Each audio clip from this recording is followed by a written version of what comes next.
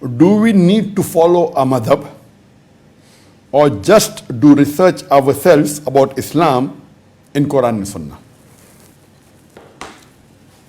This is a very important question. It's a very sensitive question and a very critical question. The question posed by Zulfikar Ali is that do we have to follow a madhab, a particular school of thought? Or can we do research ourselves and just follow the Quran and Sunnah? As times are changing, the technology is changing, the way people communicate, the way people interact, everything is changing. If you'd have asked this question maybe a century before or 100, 200 years before, the answer would have been different, and now it is different. Previously, maybe you could classify the Muslim Ummah, according to me, into 4 categories. The first category is people who are namesake Muslims, who may not be practicing Muslim, may be knowing very little about Islam or not knowing Islam at all. They are just namesake Muslims. They may not be offering Salah, may be offering Salah only on Jummahs, maybe secular Muslims, etc. The first category. The second category may be practicing Muslims. Second category, those Muslims are practicing Muslims who know the basis of Islam but may not know the fiqh and the school of fiqh and the details. But they know the basics of Islam, they're practicing Muslim, but they may not know the rules and regulation of how deriving is done. They may not be knowledgeable in the field of fiqh, etc. And majority of the Muslim may come into this category, the second category. And the third may be a student of knowledge or a mujtahid, a person who knows about the Islamic ruling and the fiqh and usul fiqh, etc. And the last, in the fourth category, are scholars who are really intellectuals and they know and they're knowledgeable and they're experts in a particular field of Islam. The majority, maybe a century before or before that, fell in the second category. Maybe the second and the third category, the mujtahid, the student of knowledge, or a scholar, may be less than 5%, just a couple of percent. But the majority, the major chunk, maybe more than 80% fell in the second category, and a small percentage maybe in the first category. But today, after science and technology has advanced, the media has advanced, the communication has changed, this is my opinion, I'm not telling any particular person, but according to me, I would divide the Muslim Ummah today into 5 categories. Previously there were 4, now there are 5. In the olden days, maybe a century ago or a few centuries ago, only those people who were mujtahid or student of knowledge or a scholar had the right to decipher, who knew and could take a decision. They need not follow a particular school of thought. So the people who were in the first and the second categories, I would say the safest for them would be they follow one particular madhab. That was the safest.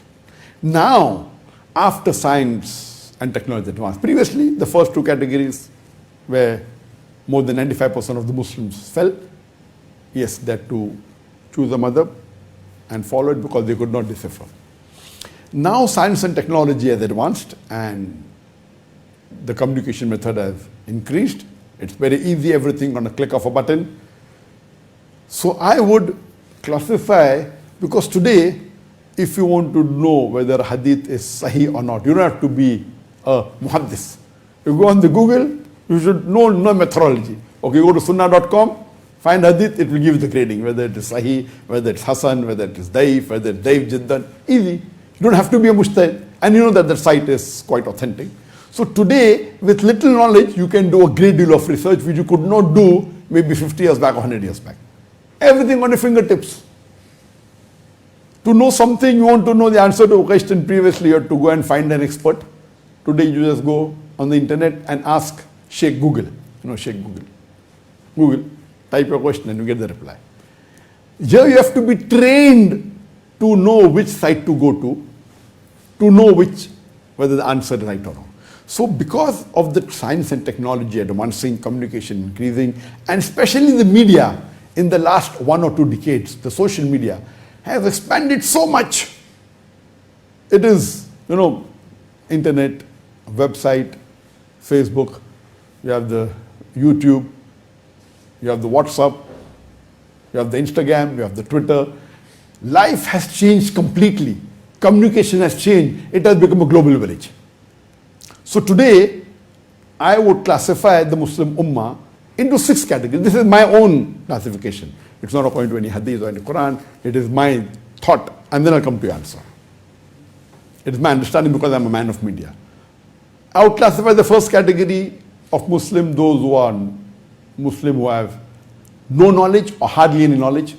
They may be not practicing Muslim, they may be namesake Muslims, maybe just offering Salah only on Eid day or maybe on Jummah Salah, not practicing, they are secular or namesake Muslim or just may not know to offer Salah properly, may not know the rulings, may not know everything what is haram, what is halal. That is the lowest category, first category.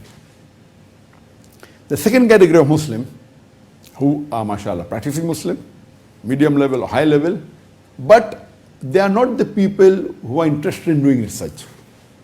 They are the people who are not so much savvy with the social media, or they are savvy with social media but they are convinced with just what basics they know, they're happy, and they may not want to do research too much or may just ask a person but may not go in the internet often. So this is the second category of Muslim. They may be practicing, they may be praying 5 times a day, and they may be knowing the basics of Islam or may be knowing part basics of Islam, but they are not the people who are interested in doing research. And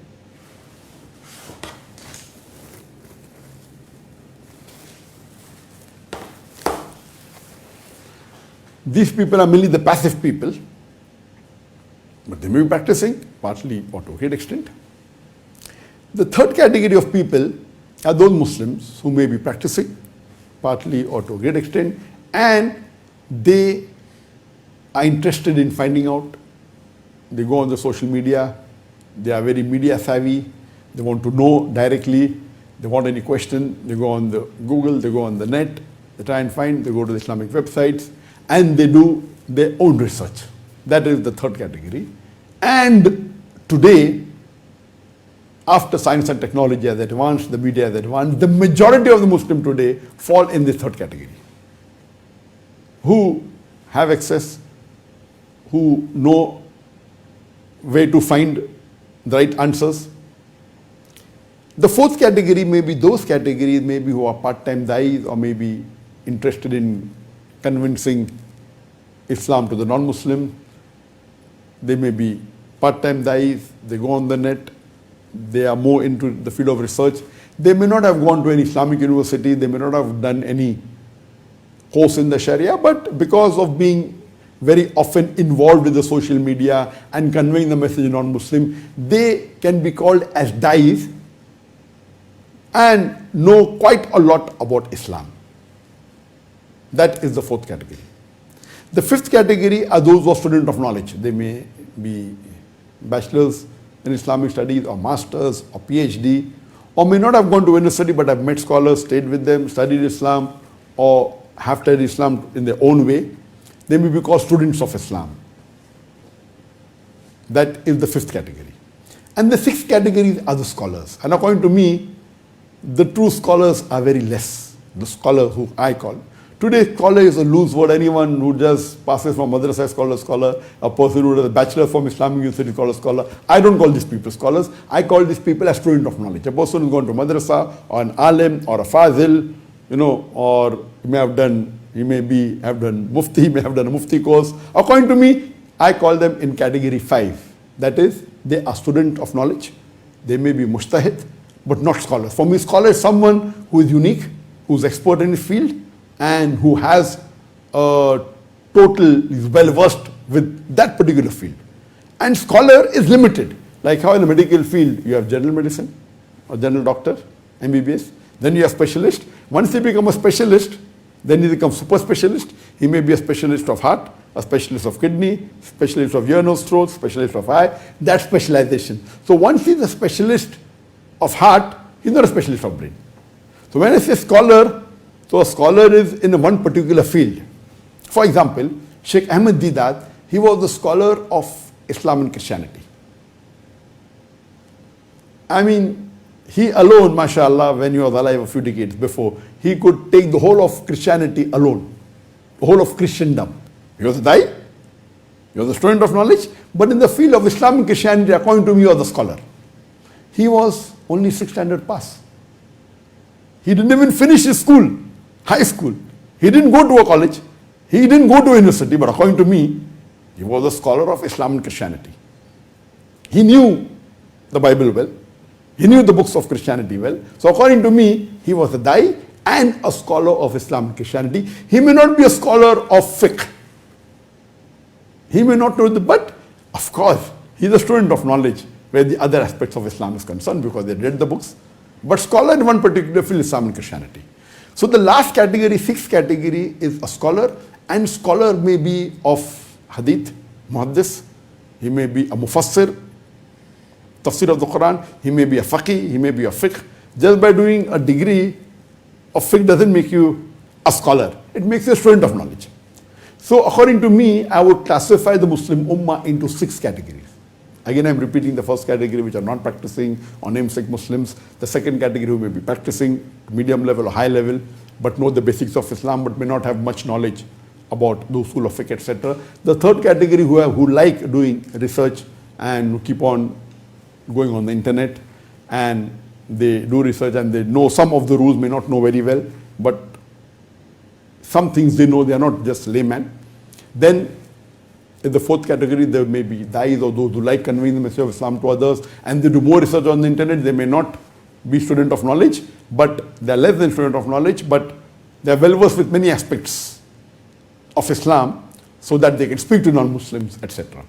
Then the fifth category is the student of knowledge who may have done graduation in an Islamic university or a post-graduation or a PhD, or may not have done but has a level of the usul of fiqh or the usul of tafsir or how to do their level number 5. And the last and the highest level is a scholar.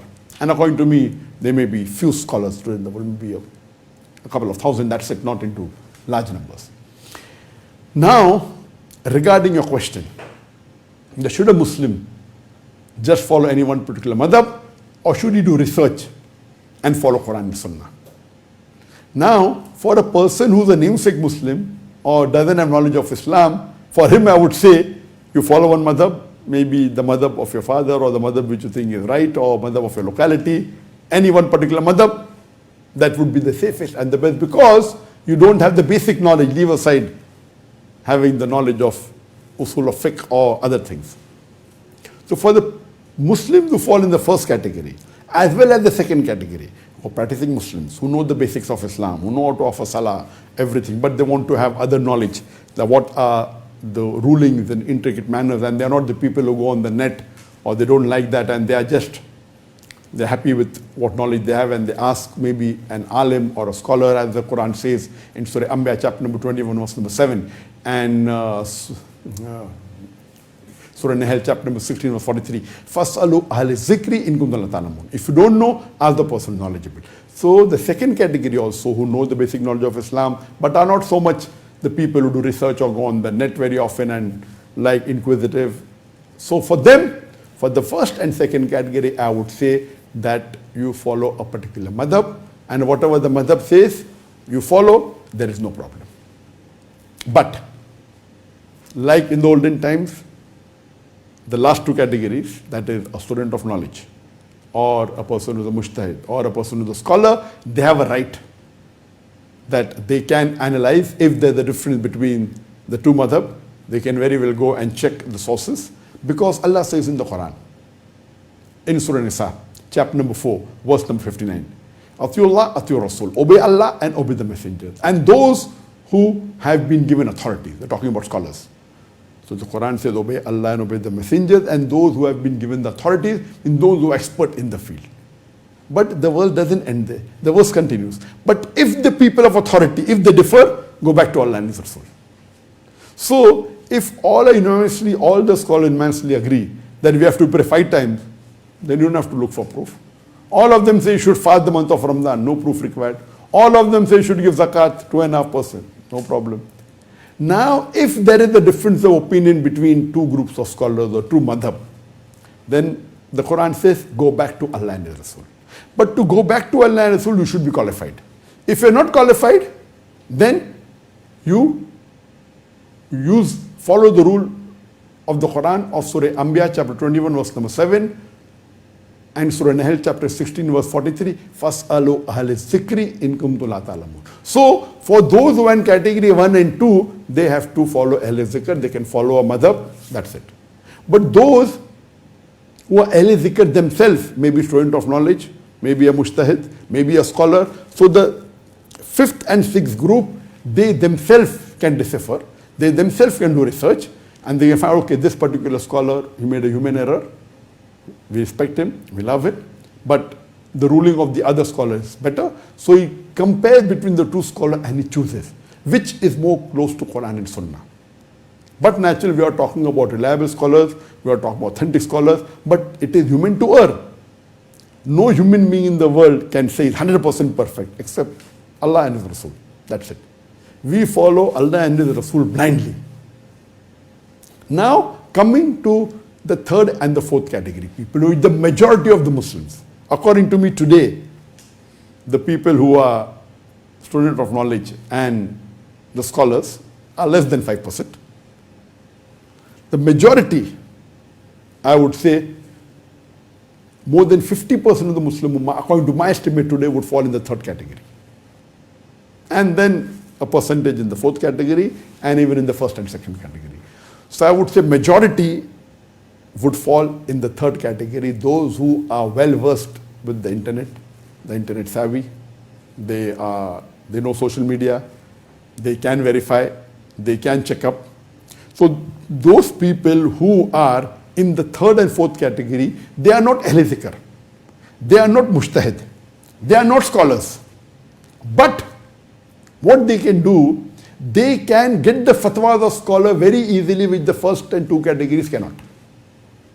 So those which fall in the 3rd category and the 4th category, what they can do, if they have a query, they can Google. They know there are various websites available for fatwa. You can read. They may not be mujtahid, they may not be scholars, but because they are well versed with research in their own way, when they read the answers of 2 different groups and the reasoning, they can come to their own conclusion. But naturally, the people in the category 4, it's more easy for them to come to a conclusion. It is more difficult for category 3. So I would say 100% for those who are in category 1 and 2, those who are namesake Muslims, less practicing, and those who are practicing and are not involved in research, surely they should follow a madhab. They cannot Quran Sunnah because they are not well versed with research, they don't know how to do. They should follow one particular madhab and stick to it. That's the best for them. For the people of category 5 and 6, out of the question, they Ahl Zikr, they can do research. They follow Surah Nisa chapter 4 verse 59, that Atiullah, Atiur Rasul, obey Allah and obey the messenger, and those who have been given the authority. But if the people of authority differ, go back to Allah and Rasul. So surely category 5 and 6, they should not just blindly follow one particular madhab, because the madhabs have been made by the Aimmas and we respect them, we love them all the great Aimmas that were there, the 4 great known Imams. Imam Abu Hanifa, Imam Malik, then Imam Shafi, then Imam Ahmad ibn Hanbal. May Allah have mercy on all of them. And we had many other Imams also. We had many great scholars also after that. What we have to do is that if they differ, the people in the category 5 and 6 have the ability easily to try and find out. And then they can select, irrespective who they select, whether they select scholar 1 or scholar 2, no problem. Because all these scholars which are reliable, they are well-known scholars. If they differ, then there is difference. And it is not, there will not be any difference in any major sin. All of the scholars unanimously agree, all the madhab agree that having alcohol is haram, having drugs is haram, gambling is haram. There is no difference in the major sins or the major faraid. There may be difference in the furui issues or maybe a minor issues. That's not the major issue that will talk about hell and heaven. So, but natural, for the category 5 and 6 out of the question, they can do it themselves. Even category 4, those who are dais, who are well versed with research, they may not have the capacity, they may not be mujtahid themselves, they may not know completely, but they're well versed, they are aware of certain types of usul, etc. So even for category 4, for sure, they can very well do their research, and if there is difference, then you have to try and find out which is better. For the category 3 people also, most of them I feel they can do the research and they can take the decision which amongst the two scholars they should follow if they differ. For example, when you go to a doctor and a doctor gives you medicine, you just take it. If another doctor comes and says that the medicine the doctor is giving you is wrong, then what you do? Then you'll take care. Then you'll go and do research. You'll go on the internet. Normally when you go to a doctor, you take the medicine. Some people have a habit of doing every research. Everything the doctor does, there are few people. But most of them, when they go to a doctor gives medicine, you have it. But imagine if someone comes and tells you, your friend comes and tells you, that doctor said that the medicine that is given is not correct, then you do your research. Even though you're not a medical doctor, you can Google and you can find out and you can decipher yourself. Not that if you're not a medical doctor, you cannot do research. So today, when you're going to a doctor, it's possible that if you know how to use the internet, if you know how to use the media, if you know how to do research, even if you're not a medical doctor, when you do research, you can code better than a doctor.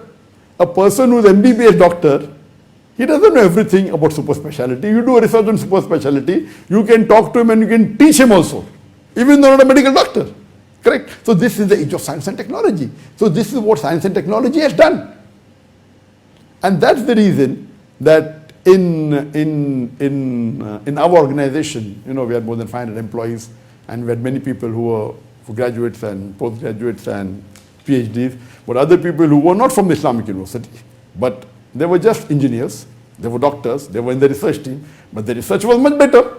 They will give the reference of the books of Arabic, everything, because now everything is on the internet. And when they give reference, even the people who are graduates and postgraduates from Medina and PhD, they cannot reply. Because this person is very good in research. He knows this stuff very well. He will quote Ibn Taymiyyah. That's it. So, because he's well versed with research, he may not know, he knows those usul, he may not know all those usuls. And even a person who's a graduate, he studies and he forgets. Not that he remembers everything, 100%. If you ask him once he gives his examination, he will not know everything by heart. He has to refresh. So similarly today, because the media has become so easily accessible, what is the usul and things available on the media? So because of that, the difference has become less. So because of today's age of science and technology, today's age of media, I would say that the category 4, 5, 6 should not, if unanimous decision they follow, if there's a difference, they should do research and try and find out which is closer to Quran and Sunnah. And majority of the people in category 3 also, I would say more than 50% of the Muslims today are in category 3. In this category, I would say that they should if they follow a madhab and if there's no difference of opinion, no problem, but if there's a difference of opinion, and if someone says that this opinion is not correct because of this particular scholar and he gives the reference, you can very well go on the net and you can try and find out what are the pros and cons. Then you have one level of argument that the people say this scholar said this, the reasoning is wrong, and they give argument. Then you have another group of scholars giving the argument to an argument. So depending how well you are in research, you finally come to a conclusion that which of the two groups is more close to Quran and Sunnah. You may not have gone to an Islamic university, but yet you may be able to do better research than a person who's gone to Islamic university if you know how to do research on the net. So that's the reason I would say that today the Muslims who fall in the category 3, 4, 5, 6, they should follow Quran and Sunnah. If there's a difference of opinion amongst the scholars, amongst the Aimmas, they should try and do a little research and try and find out which is more closer to Quran and Sunnah and follow that. This is a very sensitive question. So you have to understand very well that those in category 3, they aren't scholars. They cannot give their own fatwas.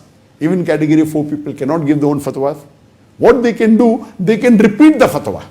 They can go and they can say, okay, this is what was said by Sheikh Nasruddin Albani. This is what was said by Sheikh bin Baz. or this is what was said by so-and-so scholar. That's it. They can say that.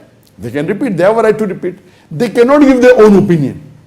That is very important. Those in category 3 and 4 should not give their own opinion at all. Even category 5 should abstain. Even if you're a student of knowledge. Let the last category, the topmost category, those who are scholars, they have a right. And Allah also protects them.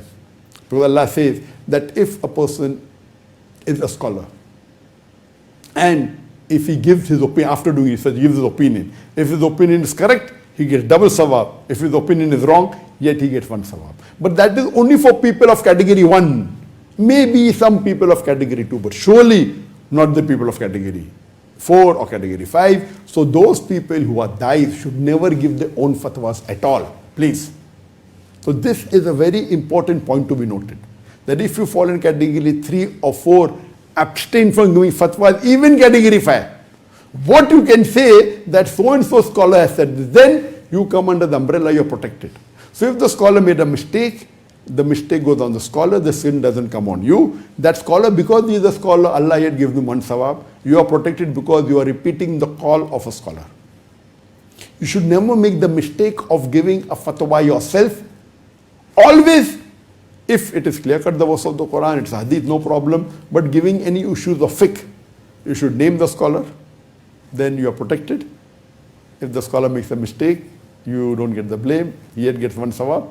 But you cannot give your own view that I read this and according to my view. Yes, you can say, I agree with scholar number 1, not with scholar number 2. That you can say because you are under the protection of the scholar. So you have to be very careful. And today, unfortunately, you have many Muslims who fall in category 3 and 4. They are dais.